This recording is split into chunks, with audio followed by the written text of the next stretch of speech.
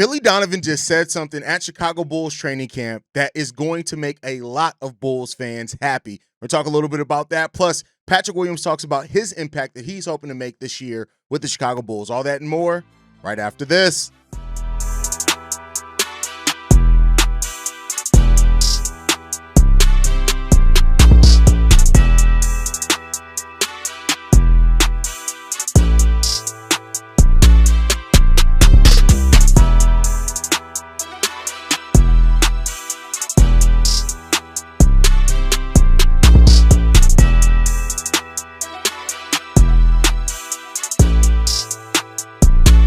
What's going on, Bulls fans? Welcome to another episode of Chicago Bulls Central, your number one spot for everything Chicago Bulls related. I'm the host there, Hayes, but more importantly, you guys can follow the channel at Bulls Central Pod on every social media platform we happen to be on. With that said, let's go ahead and get into this content today, y'all. And Billy Donovan said something after practice today that was music to my ears and hopefully to a lot of Chicago Bulls fans' ears, and something we may have to consider the lineups and the rotations a little bit different if this is going to be true. So, every day after practice, we talk about one of the main one or two takeaways from practice. We'll get into more details on the post-practice pressers on tomorrow's daily episode, the full episode. But we got something that Billy Donovan said today after practice in his interview that it's a revelation. Now, Billy Donovan has been saying all the right things, right? Talk about more physical, talk about, focusing more on the defense. The thing that Billy Donovan said today, though, and this was buried in about the middle of his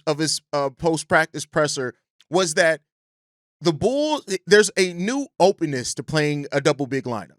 And he was asked specifically about, Zach Collins passing up Jalen Smith last year in the depth chart and why that kind of left Jalen Smith kind of on the outside looking in on the depth chart. And so Billy Donovan's response to that was, well, I felt like we played Zach Collins more because I felt like we need more rim protection. It was one of the adjustments that we needed to make, and we felt like Zach Collins brought more rim protection to this team because it was a big area of focus for us. But then after that, he mentioned how the reason why they didn't play more double big lineups, he felt that they had to practice for that. They had to prepare for that, to incorporate that. And that has been something that they have been focusing in on training camp a little bit more. Now, this is I know that I'm acting like this is mind-boggling, but for Billy Donovan it is. We've been talking about Billy Donovan playing double bigs since we signed Andre Drummond. And very small sample sizes of playing double bigs. There was one game where Billy Donovan did go to Drum and Vooch being out there, and it helped us win a game. I think was that against Memphis a few years ago? Can't remember at this point, right?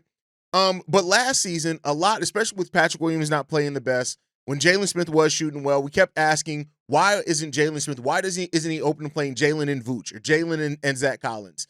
And Billy Donovan now is incorporating that into the practice this year. Now, it does not mean that it's going to be something that they heavily go into, but it is something that if Jalen does respond to that well, which we do know that Jalen can play the four, especially with his ability to stretch the floor. He's still not very good defensively, but to open the floor up a little bit more.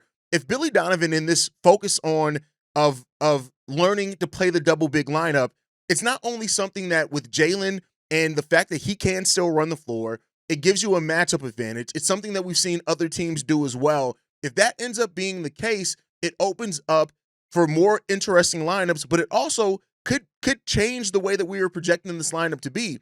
For so long, I've talked about the main backups that we know are going to play for sure, being Ayo, Trey Jones, Isaac Okoro if he doesn't play, or even Kevin Huerter if he doesn't start, right? Whoever's not the starter there. And then, of course, Zach Collins because of being the backup five, right? And then we talked about Julian and Noah and Patrick Williams and Jalen Smith and Dalen Terry, these being the five guys that's fighting over that last 10th man spot. And Jalen Smith has always kind of been the one that, like, you could see how he could help the team, but you don't necessarily, because Billy Donovan hasn't played him a lot, there's a little bit of reluctance to that. But now hearing that Billy Donovan has that, I tell you what, Jalen has played on winning teams before with the Pacers, right? He's been a player that, again, when you look at early in the season, the plus minus with Jalen being on the court was decent. Not great, but it was decent, right? And then we didn't go to him a lot with the new lineup, so I can't even say how he plays, after Zach LaVine left because we didn't go to him consistently. But Jalen's ability to stretch the floor, his ability to run the floor, provide some more legitimate size at that power forward position as well, all kinds of opens up the Bulls to not only more traditional lineups, but lineups that still do fit with the pace and stuff that we like to play with. And that could open up seeing lineups of Jalen and Vooch, or Jalen and Zach Collins, and maybe even move Matas to the 3. That could be, some interesting lineups to watch. Now, these are all theoretical and what if, and we got to see if Billy Donovan's actually going to incorporate it, or if right now it's just lip service. But if this is something that Billy Donovan is truly open and talking about doing, then it's just a dynamic that we've missed. We don't have a lot of true size on this team. Even when you look at either Julian Phillips or Patrick Williams being the backup 4, these are guys that are 6'7", almost 6'8". So now adding some more legitimate size with Jalen Smith out there, it could open up some things for the Chicago Bulls. So that's one of the prevailing things, on these nightlies, as I call them, even though it's more late afternoon than at night. That we do is that I want to talk about a prevailing thought coming. And so hearing that on top of the defense, on top of the physicality, Billy Donovan said that they've drawn more charges in these 3 days of camp than they probably did in 82 games last season. It's a Billy Donovan-ism. Shout out to Mike, who said that in the Discord. I stole that one from him. But it's just something interesting to see there and how that's going to work out, and maybe be something that this Bulls team now can add further to their identity and actually playing some size, but size that can still play in an up-tempo system. If you have the ability to go some more traditional size, but still play a more modern style with the quickness and three-point shooting with Jalen Smith, and then Matas at the 3, who would provide some length and ability to drive and things like that as well,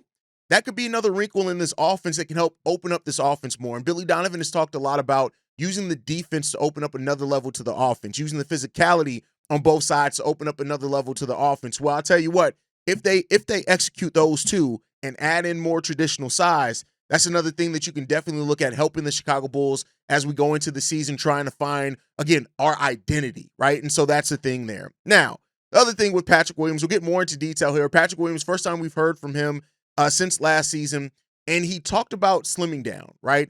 And, he didn't want to commit to what weight, but he did say that, some of it was because of his inability to work out. Some of it was intentional, some of it wasn't, but he did focus on slimming down. You can clearly see in him that he has slimmed down quite considerably. One of the things that I've said multiple times with Patrick Williams is that him adding on as much muscle as he did to be a power forward, I do think took away from some of his agility. That's why I was happy to hear that Matas Buzelis and him adding on to his strength wanted to make sure he kept his agility. So now with seeing Patrick Williams slim back down and maybe be more in a spot where he can play more 3 this season could be pretty big for him. And he was asked about his role, and Patrick Williams responded, and this is some of the most directness we've seen from P. Will as far as talking at it. But P. Will did say, he was like, well, the good thing is nothing is decided yet. And I tell you what, if Patrick is coming in here with the right mindset, right, as far as realizing, hey, I could very well lose my spot on this team. I already lost my starting spot. I could not even be in the rotation. And if he's really attacking this and coming to this with a mindset of, I got to show and prove, maybe we do see a better P. Will. I'm still not expecting the P. Will that we thought we were getting when we drafted him 4th overall. I'm not saying anything like that. I don't know if that's even still in him, so I'm not saying that. But a P. Will that comes in locked in and ready to perform and focus on that defense, that shooting, right? Now, one thing that P. Will did say is that he always felt like he's gotten to his spots confidently. You got to your spots and then passed up the shot. Nonetheless, right? But, the fact that Patrick Williams was a full participant in practice today after rolling his ankle is really good. Full participant. Josh Giddey did go down with an ankle injury himself, but he did come back out there, so nothing, too bad there. But P. Will saying this, direct quote from P. Will. Obviously, I wasn't my best. No excuses for that. No excuses for that. So for one, just being better. I think that's the part of being a leader. You have to look at yourself in the mirror and say, okay, I need to be better. So we will see. We will see. No shit. You need to be better. And there's no doubt about it. You lost your spot to a rookie. And then at times last season, Julian Phillips was getting off the bench before you. So if Patrick Williams really is locked into this one, and even if P. Will gives what he typically has, right? We know what P. Will is production's basically stayed the same on the bench or in the starting lineup.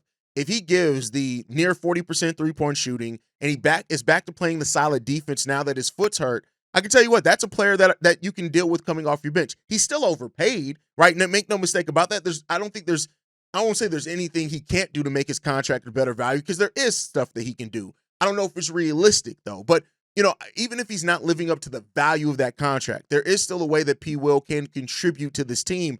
I'm just at the point where I'm not expecting it anymore from P. Will. If he gives it, great. If he doesn't, I think we got some people that are in there that are ready to give that where P. Will hasn't over the course of his career. So these are just some of the takeaways to come out of it, some of the prevailing things to come out of my thoughts here after the third day of practice for the Chicago Bulls. And we're going to see. I mean, listen, Billy Donovan has talked a really good game so far this offseason from media day through these practices.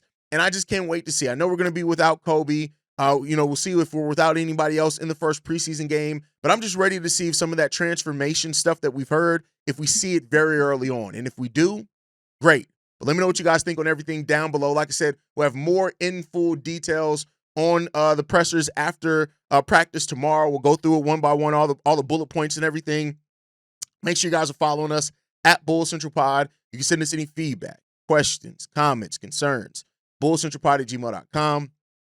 Lastly, if you want to leave a text message and or voicemail for the mailbag, the number to do so, 773-270-2799. We are the #1 spot for everything Chicago Bulls related, but that is thanks to you, lovely and beautiful people. And like I like to end every episode on, go Bulls. Love you guys. See you right if you can, y'all. Peace. This has been a presentation of the Break Media.